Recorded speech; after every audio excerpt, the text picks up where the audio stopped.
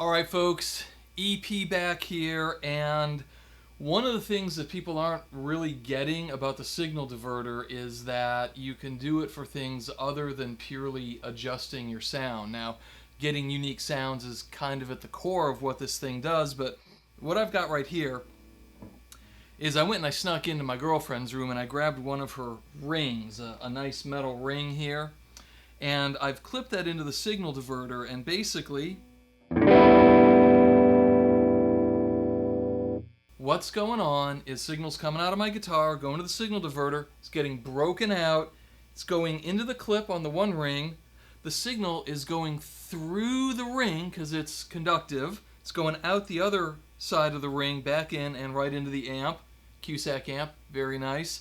We're getting a little bit of a hum, it's these lights. Signal diverters can pick up on RF interference, so I might work on a boxed unit in a little bit, but imagine you had an heirloom from someone that was really important to you, a wedding band, or your grandma's wedding ring, or a belt buckle from your grandfather, or anything conductive. Well, what you could do is clip it in and actually have that piece be part of your signal chain. And most jewelry isn't really going to affect the sound of the guitar, but having it in there is going to affect it just a little bit, and it might be that little bit that makes a difference. And to be able to get a physical item that means something and to actually put it into your kit, several people have already asked me to make like boxed window boxes with some similar things like this for them,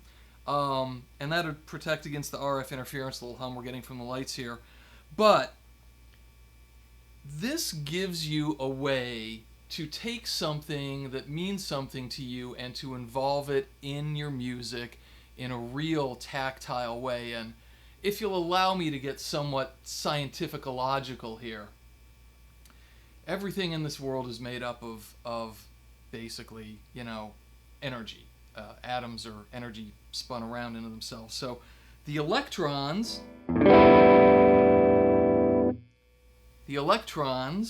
that are traveling through that wire are going through that ring, and they're picking up and dropping off electrons from the actual metal in the ring, and they're being carried into the music. So in a very real way, the actual physical stuff that makes up that ring when we're doing this is being turned into sound energy.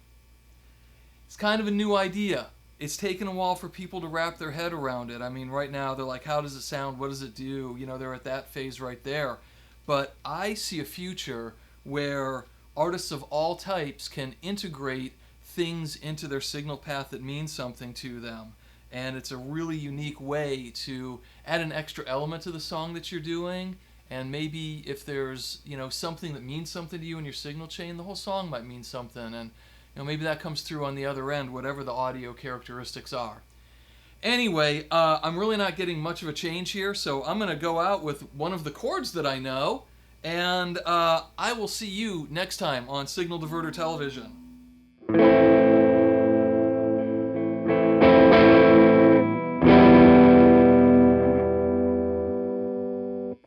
It's getting between the chords that I'm having trouble with. Anyway, Signal Diverter!